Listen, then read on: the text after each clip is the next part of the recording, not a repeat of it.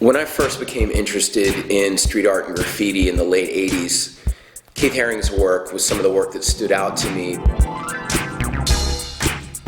As opposed to most graffiti that was driven by just lettering, he had created a visual language that included characters, slogans, patterns, that was unlike anything anyone else was doing. Keith's art is iconic. I mean, there were social messages, there was political messages. It was the pop art of that generation at that time.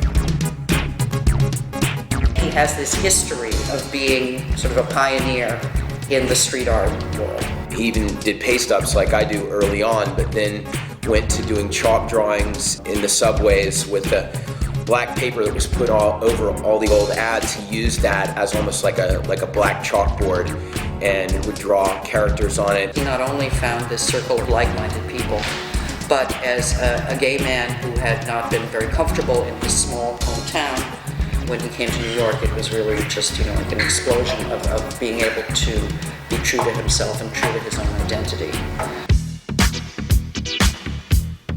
A lot of people in the graffiti world were not able to transition into the galleries or the commercial world as fluidly as Keith was able to. Keith knew everybody in New York back in the day. You look at old motorcycle jackets that were signed by Keith and Basquiat and Madonna. He was tagging different people's clothing and things like that. He started to do art shows. Later on, he did collaborations with fashion people, did some commercial work, did some album covers, did a lot of work that was based on social commentary about issues like AIDS and nuclear proliferation and the crack epidemic. Some of it, is simple drawings, but they're so powerful and so effective.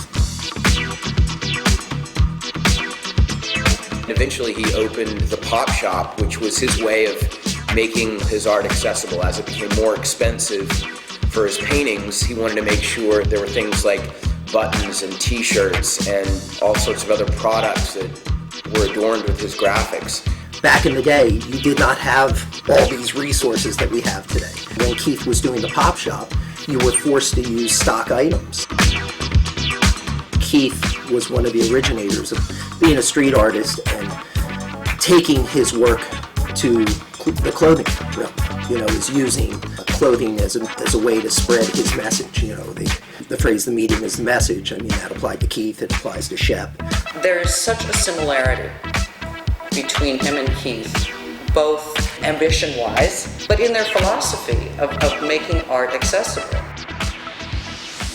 A collaboration between Obey Clothing and Keith Haring's foundation makes so much sense because there is so much overlap in our approaches and our philosophies.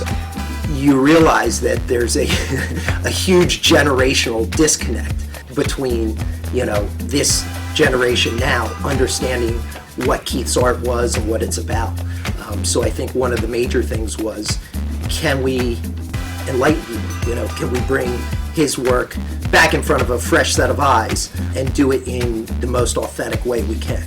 It was really amazing for me to get to make a fine art piece based on Patrick McMullen's photograph of Keith with the spray can, and to also combine some of our logos, also to get to put Keith's imagery on t-shirts in a way that maybe other people haven't done it, and continue to perpetuate his imagery to a new audience. History tends to repeat itself. When you look at fashion, streetwear, all that stuff, it repeats itself. And this was a time when we thought, we could bring those styles back and they would be important to this generation. It would look fresh to them.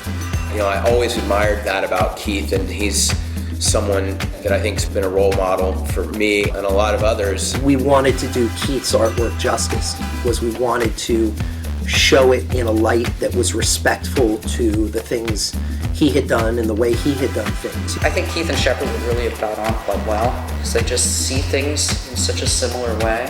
And it's kind of hard for me to believe that, if Keith were alive today, he'd be 53 years old, which is not old at all.